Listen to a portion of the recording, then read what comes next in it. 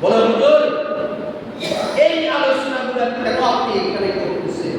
এই আলোচনাগুলো তো মাঠে ময়দানে করার কথা, আপনি এখানে কেন করেন?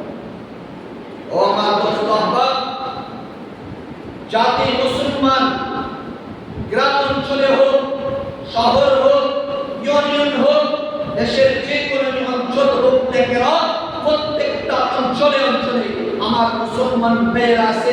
গ্রামে থাকি বলে, অঞ্চলে থাকি বলে, মহল্লার ভিতরে থাকি বলে, তাহলে কি আমার ঈমান তাজা করতে হবে না?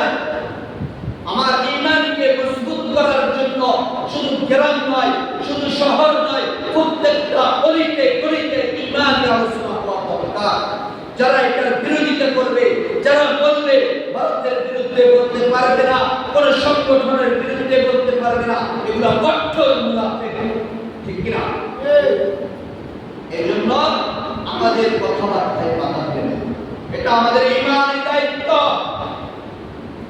ভারত কখনো আমাদের বন্ধু হতে পারে না, ভারত কখনো আমাদের বন্ধু হতে পারে না।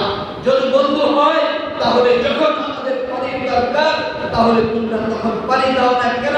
যখন আমাদের পানির প্রয়োজন নেই তখন বন্যা দিয়ে ভাসিয়ে দাও কেন? তখন তোমাদের ফারাক্কাবাদ ছেড়ে দাও কেন? জবাব দাও।